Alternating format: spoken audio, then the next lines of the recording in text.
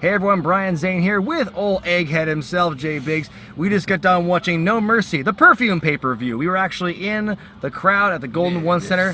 Fabulous new facility, by the way. Yeah, we've been very lucky. We've been spoiled this year. We went to see, WrestleMania 32 at AT&T Stadium, which is relatively new. Right. Last year we were WrestleMania 31. That was a brand new stadium. Brand spanking new Levi's stadium. Then this year, Money in the Bank T-Mobile in Vegas, and tonight the Golden One. So we've been spoiled with the venues this year. No Mercy is in the books, and we are gonna give you our thoughts on match by match. Let's get down to it. Starting things off with in the pre-show, Curt Hawkins made his much-awaited debut, and then he decided to tease us for a few more days, saying that on Tuesday it was going to be his first match on TV. Do you think it was a smart move for them to delay the actual in-ring debut by a couple days? No, they could have had him in there with somebody else. I'm not sure who. I mean, even if it was that guy that Braun Strowman beat the hell out of, James Ellsworth or something like. I mean, even if it was something like that. Or Maricos. Yeah, right. I feel like this was a show that, in hindsight, could have used some more action, and I think that Curt Hawkins wrestling would have been ideal. I think that's what everyone expected. Yeah. Now, as to who he would have fought, who knows? Some people were saying Kane, but that wouldn't have been a good look for Kane. The one thing that really, the one big takeaway with me with this was, like, for a second I think we all thought Scott Steiner was going to come back. Right. It was weird. The sound cue for his special announcement was literally the same siren sound effect as Scott Steiner. That's so right. Everyone looked over to the entrance to see if Scott Steiner was going to show up, and it never happened. It just ended. So that kind of took people out He's of it. banned from WWE events ever since WrestleMania 31 anyway. Right, you talk enough crap about Hulk Hogan and his wife, and you get the boot. 8-man tag team match. The tag teams that weren't involved in the tag title match in this card, so it was the American Alpha and the Hype Bros taking on the Ascension and Vaudevillains in a match I feel like we've already seen before. Yeah, but you know what I'll say about this? Other than the other than the Miz and Ziggler later on, I felt like it probably had the best flow of action for some reason. Well, I mean, they hit all their spots. It was the first match of the night, and the fans were ready for some wrestling action, and so I think they did the thing they needed to do, which was to pop the crowd. I think it was fine for what it was. Not an earth-shatteringly good match, but not a bad match either. I think it would have been good for them to have put, just to hit on the Curt Hawkins thing one more time, I think it would have been better to place him later on in the card. It would just have had a little bit more meaning. For him to be the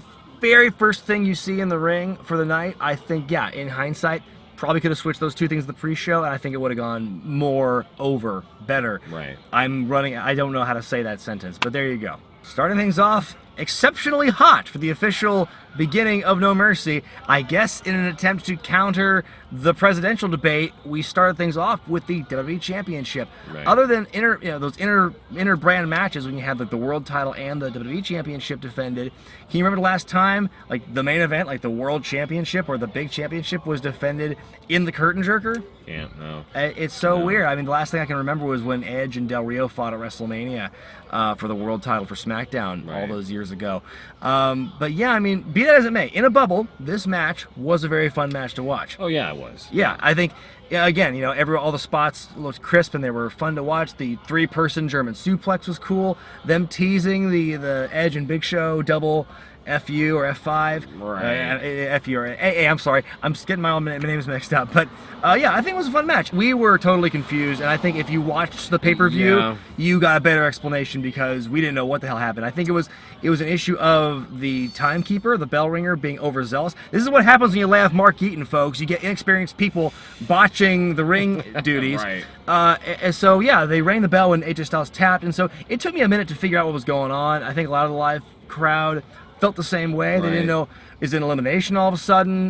What about someone brought up in my live feed on Facebook, what about the chair shot at the end? There was no DQ. Because it's triple threat. Triple threat rules is there's no DQ. Really? And yeah, How do I not know that's this? something they've brought up a lot. Well, fuck, there's so many triple threat matches now, they have to bring that up. AJ Styles with the chair shot, continuing his devious winning ways, holding on to the championship, but under less than noble circumstances. Right. So what did you think? Was it a good match? Well, the match in itself, great action, can't hate on that. I was kind of expecting Cena to walk away with the belt tonight for some reason, but I guess they're saving that 16th for something else down the line or whatever. But, one of the more special pay-per-views, I guess. Right. So yeah, I mean, I think Styles winning was the right choice. Him winning so blatantly heelish, I thought, it might have been a little on the nose to me, a little like, okay, we get it. He cheats to win. I think it was a little obvious. Other than the whole confusion of Styles tapping and then the bell getting rung, and we didn't really notice Kyoto waving it off right away, so there was some confusion, especially for the live crowd. If you listened to the commentary, I'm sure you had a much better explanation. Right. But the live crowd, I think, was in the dark for a lot of it. Up next, Bray Wyatt versus Randy Orton. No, I'm sorry, it was the women's match. Right. Nikki Bella and Carmella. This happened a lot. Like, they kept, like, all night teasing all night. Orton Wyatt as the main event, which we found later was the main event, and we'll talk about that later. But yeah, they threw us for a loop doing the whole package and then going straight to Nikki Bella's entrance. Nikki Bella winning, I figured was going to happen because Carmella's had her numbers so often in the last month or so. It made sense. Nikki gets her win back. That was fine. One thing I thought, this has been the most lenient referee of all time because like 50-60% of Carmella's offense the whole match was hair pulling. It was. And the referee didn't do anything about it. Yeah. I thought that was that's very what you weird. kept saying, that it was the most lax referee in the history of pro wrestling. Felt like it, because he was short of like a really crooked guest referee, because he was letting the hair getting pulled and gave no F's about it. But in both of the women's matches tonight, both suffered the problem of having to follow very high impact, very emotional, very well put on title matches. Yes. Both of the women's matches followed that, and like they couldn't. And what you'll find out in our next women's match later on, they really failed to do it. But with the women's match here, it was a competent match. It was a good conclusion to the feud. But yeah, I think the crowd was just a little dead for it, but they weren't that dead. I think they were still kind of amped up from the world title match. Absolutely. And yeah, fine match. Tag team championships defended as Heath Slater and Rhino going against the Usos, them bad boys, the Usos. What'd you think about this match? Well, one, I thought the Usos were going to take the straps. I thought that for sure. I thought that this Heath Slater and Rhino thing wasn't even going to go all the way to the end of the tournament. I thought they were going to get eliminated the first week. So the fact that it's actually kept going, and now we're actually past a pay-per-view, and they're still champions, I guess apparently it's going. So. Yeah, Slater and Rhino continue to defy my expectations. I knew they were going to win the tournament for the titles back at Backlash. I just didn't think they were going to hold it for as long as they did. I thought it would be like a day or 2 weeks or whatever. I thought the Usos were going to win to help cement and help just put the exclamation point on their heel turn. Right. But that did not happen tonight. No. Although I think that Heath Slater took, I forget which Uso it was, but Heath Slater took one of the sickest looking super kicks I ever saw. It was like full contact, head snaps back, the spit flying in the air. I'm sure if Lawler was doing commentary, he would have said, "Oh, I think I saw a tooth fly out there." Rhino comes in, gores a couple of people. Right. Boom, boom, boom. Slater and Rhino retain. Slater's got kids, man. He needs this job. He needs that belt. I love Slater, and I love his gimmick right now. I'm still not much of a Rhino fan. I know I'll probably get some backlash off of that, but I'm just not. You'll get no mercy for saying you don't like I guess Rhino. so. Well, I better keep my mouth shut about Becky Lynch. Oh, snap. So I was actually taking a shit in the bathroom. Oh, you mean you missed Jackie Swags versus Baron Corbin? Yes. Yeah, I missed the dumpster fire. Here's the see, I'm joking. That's a disservice joking. to the match, because the fans were even chanting boring, which I thought was not fair. I thought it was a fun physical match. It was two guys who weren't really fighting for much, and like their kind of spot in the card is kind of weird right now. Yeah. But I thought every time you saw them collide, it was like two linemen going at it. These guys had something to prove, in my opinion. The one thing I noticed about Swagger is how is it he can just kind of like float around for months on end, not being on TV and getting jobbed out. Then all of a sudden he just kind of poofs into being for some random pay-per-view feud. Like, what was it last year? He had the brief feud with Del Rio. Oh yeah, and then him that and fluttered Rusev away too. And then the thing with Rusev before that, and then now he's fighting. He's on Smackdown now, and he's fighting against Corbin. Corbin, he pulls out the ring apron, and when the referee's back is turned, he pokes Swagger in the eyes, hits him with the end of days, just like my computer simulation on 2K16 predicted. And Baron Corbin is your winner. Do you hear the old Wade Barrett core theme? I'll be your end of days. I actually don't remember that theme. The majority of Wade Barrett's themes when he was around were very forgettable. Well, it to was me. the core. It wasn't Wade Barrett. Oh, the core. Yeah. See, that's even worse. Intercontinental Championship match. The Miz defending against Dolph Ziggler. For whatever reason, this was not the last match on the card, and I think the rest of the show really suffered for that. Yeah. But let's talk about the match itself. Career versus title. This was one of the two matches on this show that I cared about. It was a two-match show. I knew that going in, and this match, I think, really delivered. What did you think? I thought the action was completely nonstop. Everybody was into it the whole time. I went live on Facebook. The crowd was hot. They were electric man. for it. They dug this match. And, it's a match we've seen 100 times before. I saw somebody on Reddit or Facebook the other day post like a whole supercut of all of like the matchup images from like pay-per-views and Raws and Smackdowns for the last Right. couple of years or just year of Ziggler, Miz, Intercontinental Championship. We've seen this match so many times, you know, our minds should be numb to it. But I Absolutely. think them adding the career versus title stipulation a couple of weeks ago really reignited my interest in the feud. Yeah. Boy, all it takes is someone threatening to retire, and then, you know, look at that. We actually have our eyeballs on it. It gave the feud a little fresh feeling. Definitely it did over, you know, like you're saying, what we've seen in the past. I will say this about it. You're right. It should have been the final. It should have been the main event. If they had just switched that with Bray and Randy and told Alexa Bliss to stay the fuck home because her opponent isn't there and not have, and we'll get into that in a minute. Yeah. Then yeah, everything would have been great. But no, we can't depend on them to do this. They brought back the Spirit Squad, you know, from I love that. from SmackDown. They had, you know, Kenny and Mikey. Yeah, Kenny and Mikey. Kenny and Mikey coming back. Apparently, Nick Mitchell refused to. I read that he refused to be a part of the reunion because apparently he lives in Israel now and is super religious, and I guess he just didn't want to take part of the reunion. The Spirit Squad and Maurice are thrown out, and immediately following that, Ziggler hits a super kick. Beats The Miz 1-2-3. His career is saved. The Miz was Intercontinental Champion for a long time, 180 some odd days. Here's exactly what I think about that match. One, the action was great, but two, you can't have the guy in the breast cancer awareness pink trunks lose during That's right. fucking breast cancer month. You know, That's it was right. Like, he was wearing the pink tights. That Right. should have been a dead giveaway. He wasn't going to lose because you can't have breast cancer lose on Breast Cancer Awareness Month. Right. It's just simple mathematics. Alexa Bliss, she was supposed to fight Becky Lynch for the Women's Championship tonight. That didn't happen because of some injury that Becky Lynch suffered. I only read the headline. I didn't read the specifics as to what it was. But she was out for this show, and Alexa Bliss fought Naomi as a replacement. This match started off okay, then quickly devolved into a dumpster fire. Now, it started out with the fans chanting, "We want Becky," which initially I thought was a disservice to the women wrestling. I thought they're very capable. They can have a fine match. It sucks that Becky was not working the show. Yeah. We can agree on that. I wish she was part of the show. But for one reason or another, there was a botch here, and there was a botch there, and the botches kept compounding and compounding. You know, Naomi whiffed she calls it the rear view from like this far away. You know, I can't even fit the hands in the shot of this to show you how far off she was. And then from there, it's so many. They were both falling for no reason. They're falling on each other. Like, yeah. They looked like bowling pins. It was getting to that point. You could really just tell weird. where it's like they were off their game. And I think the ref was like, take that shit home. Yeah. I really do. You could just tell, like, you know, one botch screwed their mojo up, and it just kept getting worse and worse. Then eventually, Naomi rolls up out of the armbar, pins Alexa Bliss, the #1 contender to the Women's Championship, Right. mind you. And that was that. And it just felt like this sloppy, rushed, forced finish.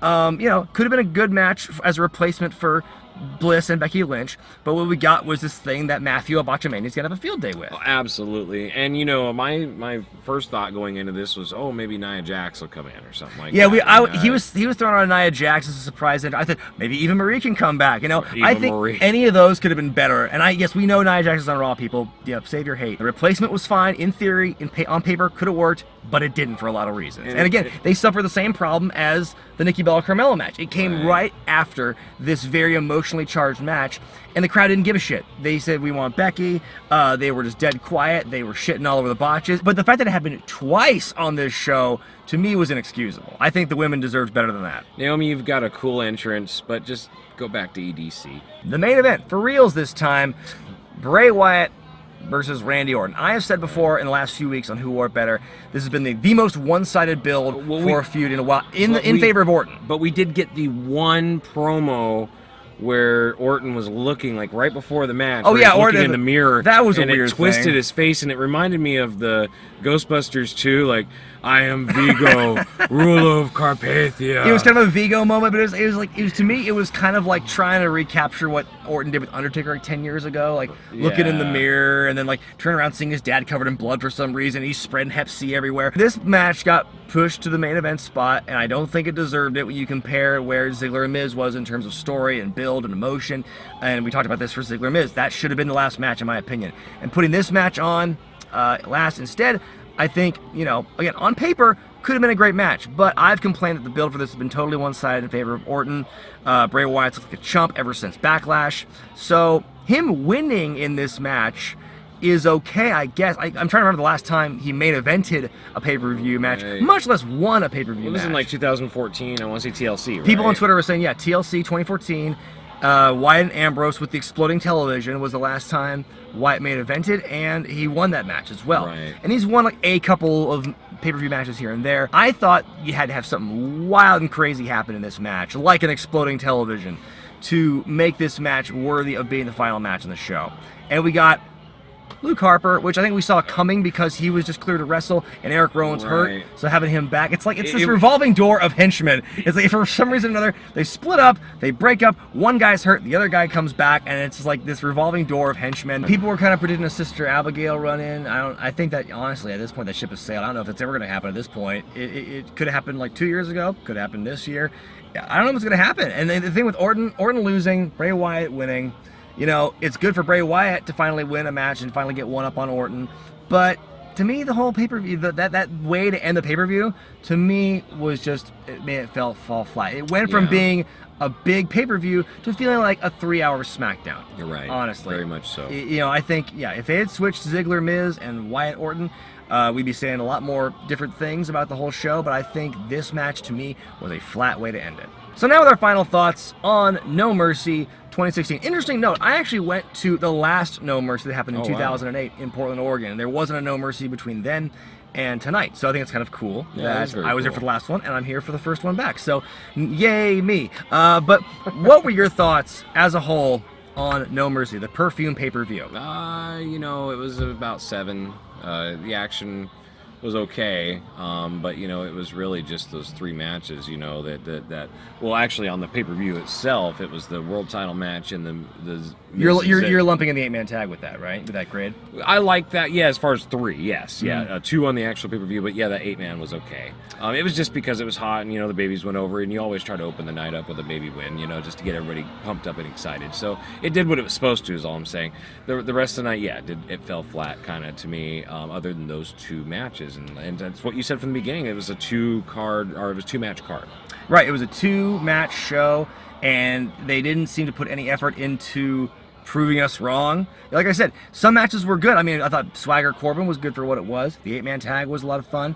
The women's match, Nikki Bella and Carmella, was a fine match. I thought the hair pulling was a little excessive, and the referee not doing anything about it was a little ridiculous. But that match was friggin' Gotch Hackenschmidt compared to Alexa Bliss and Naomi. Oh my god. But yeah, I think the 2 biggest problems with this show is that there are only 2 matches worth caring about, and I think they were both put in the wrong spot. You know, if the world title had to be moved to the front to accommodate and try to get eyeballs on that show instead of the debate, fine. But I think the wrong move was putting Orton Wyatt at the end. I think they should have put Ziggler Miz, because that was the hotter match. That was the one. And here's the thing. I've been talking about how one-sided the Wyatt Orton feud was. And when you look back at it, you step back, Ziggler Miz is just as one-sided because the Miz keeps beating Ziggler. Right. But I feel like with Ziggler constantly getting so close to winning, you know, and being a threat, and the Miz having to pull out every crooked trick in the book in order just to win and scrape on, that makes Ziggler look a lot stronger to me than Bray Wyatt has against Randy Orton. So I think that match, to me, that setup to me, was a lot more evenly matched, and I think it could have gone either way. I was waiting for either outcome, honestly, with that one, and I think that would have been a better way to end the show. Instead, we got Orton Wyatt ending on this kind of, again, it ended with more, like you said, more questions than answers, and I think that ending it the way they did came off to me like, we got to see next week on SmackDown, if it were a SmackDown. Like I said, it felt like a 3-hour SmackDown. Right. When you compare the 2 SmackDown pay-per-views, Backlash and No Mercy, Backlash I think was the superior pay-per-view, partly because you had this expectation. You knew they were going to be new champions, so you had that excitement going into it. Tonight had its share of good moments, but I think when comparing it to Backlash, I don't think it's the same. I think, so your grade was a 7. I'm actually going to give it, I want to say 7.2. I would almost say 6.5 or 6, just because, like I said, the title matches were great. Those were the highlights of the show. Everything else, I really could have done without. That's my take on it. Me too. So that's our take on No Mercy, folks. We give it, kind of a C grade-ish, CB grade. Somewhere in there. Let us know what you thought of the show in the comments section below. What did you think of the match order? What did you think of the matches itself? We want to hear what you guys have to say. So be sure to thumbs up this video if you like it. Subscribe to Wrestling with Regret and buy the t-shirts at ProWrestlingTees.com. Though this is a limited edition, and I'll tell you guys in a little while how you can get a red Dick Kick City shirt if you so desire. But for right now, the black version only is on ProWrestlingTees.com. But until then, this is Jay Biggs. I'm Brian Zane, and we'll see you next time.